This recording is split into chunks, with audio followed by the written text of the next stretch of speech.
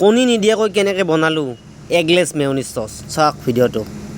নমস্কাৰ ফ্ৰেণ্ডছ, তো আজি মই আপোনালোকৰ মাজলৈ এটা বিশেষ ভিডিঅ' লৈ আহিছোঁ। এগলেছ মেয়নিজ কেনেকৈ বনাব, অতি সহজতে কম সময়ৰ ভিতৰত ঘৰতে আপুনি বনাব পাৰে এগলেছ মেয়নিজ। তো এয়া মই মেয়নিজ চচ ৰেডি কৰি দিলোঁ বনাই কিনে। তো বাতিত তিনিটা বেলেগ বেলেগ ফ্লেভাৰত মেয়নিজ চচ ৰেডি আছে। এটা আছে স্পাইচি, এটা আছে চুইট আৰু এটা আছে সল্ট। এয়া master kasundi sauce, master kasundi sauce লৈছোঁ। এইটো অলপ আপোনাৰ অন্নপূৰ্ণ ভিনেগাৰ আৰু আমুল তাজা, 1 কাপ আমুল তাজা দিম। মেচিনটো হাতত তুলি তো আৰম্ভ কৰিম মেয়নিজ চচ। এয়া জুই জ্বলাই দিলোঁ। এটা লোহাৰ ষ্টিক এনেকৈ জুইটো জ্বলাই লৈ গৰম কৰি ল'ম।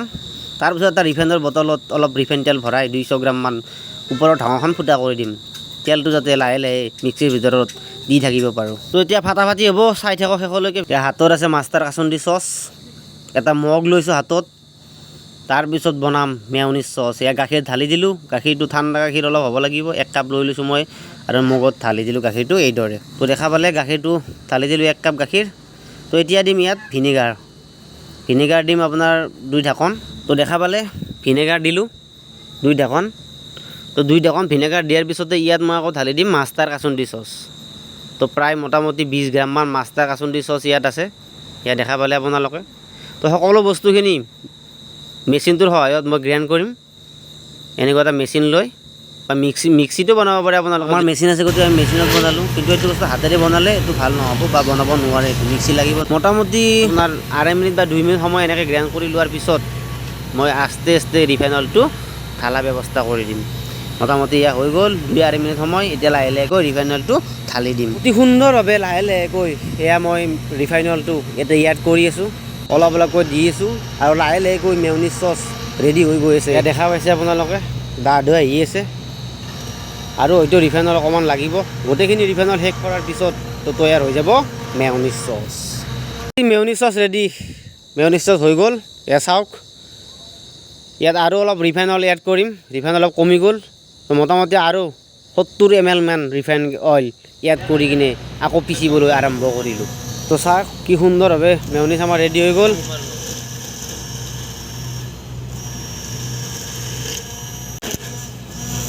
তো এতিয়া মই ইয়াতে এড কৰিম আপোনাৰ অকণমান চুগাৰ আৰু খোৱা অনুযায়ী টেষ্ট অনুযায়ী অকণমান নিমখ দিলোঁ। এতিয়া আপোনাৰ দিম ইয়াতে চেনিটো আপোনাৰ পিচা চেনি। তাৰপিছত মিক্স কৰি দিম আৰু বগা বাউল এটাত লৈ বা যিকোনো বৰ্তন এটাত লৈ মেয়নিজ চচটো মই এতিয়া ইয়াত উলিয়াই ল'ম। তো দেখা পালে মেয়নিজ ৰেডি হৈ গ'ল। এতিয়া বঢ়িয়াকৈ বাতিটোত ওলাই ল'ম। তো আপোনালোকেও এনেকৈ বিনা কণীত মেয়নিজ চচটো বনাব পাৰে কম সময়ৰ ভিতৰত। মিক্সিটো বনাব পাৰে বা এনেকৈ মেচিনতো পাৰে।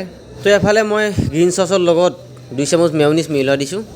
গ্ৰীণ চচটোত আছে আপোনাৰ ধনিয়া পদিনা পিচাই আছে। তো ইয়াৰ টেষ্টটো অলপ চেঞ্জ হৈ যাব, অলপ জ্বলা টেঙা মিঠা লাগিব।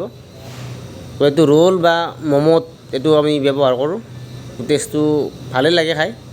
এনেকৈ বনাই কিনে এটা নতুন লুকত চাব বিচাৰিছোঁ। টেষ্ট বঢ়িয়া হৈছে, খাই চালোঁ, মজা। আৰু এইফালে আপোনাৰ চিলি চচ অলপ লৈছোঁ আৰু ইয়াত আপোনাৰ 2 চামুচ মেয়নিজ চচ বনাই থোৱা মেয়নিজ চচটো 2 চামুচ ইয়াতে মিক্স কৰি দিম, বা 1 চামুচ দিলেই হ'ব টেষ্ট অনুযায়ী। ইয়াত 2 চামুচ মই মেয়নিজ চচ ল'লোঁ। ইয়াতে টেষ্টটো অলপমান জ্বলাটো অলপ বেছি থাকিব কাৰণ এইটো চিলি পেষ্ট, অকল চিলি পেষ্টটো মিক্স কৰাই দিছোঁ। তো হৈ গ'ল এটা ৰেড কালাৰত। এতিয়া দি আছোঁ আপোনাৰ টমেটো চচ, 1 চামুচ টমেটো চচ দিলোঁ আৰু ইয়াত 1 চামুচ মেয়নিজ চচ দিম। এইটো মিঠা টাইপৰ হ'ব, টেঙা আৰু মিঠা অনলি, এটা স্পাইচি নাথাকে। যিবিলাকে জ্বালা নাখায় তেওঁলোকৰ বাবে এইটো চচ। মিক্স কৰি দিলোঁ, এতিয়া হৈ গ'ল চুইট মেয়নিজ চচ। তো আজিৰ ভিডিঅ'টো ইমানেই আছিল বন্ধুসকল। তো আপোনালোকক দেখালোঁ কি সুন্দৰভাৱে মেয়নিজ চচটো বনালোঁ বিনা কণীত। তো আপোনালোকেও অতি কম সময়ৰ ভিতৰত ধুনীয়াকৈ বনাব পাৰে ঘৰতে, মিক্সিতো বনাব পাৰে আৰু মই বনাই দেখুওৱা মেচিন সেনেকুৱা মেচিনতো বনাব পাৰে। তো আজিৰ ভিডিঅ'টো ইমানেই আছিল। যদি চাই কিনে ভিডিঅ'টো ভাল লাগিছে তেনেহ'লে লাইক, শ্বেয়াৰ আৰু ছাবস্ক্ৰাইব কৰি দিবলৈ নাপাহৰিব। Thank U.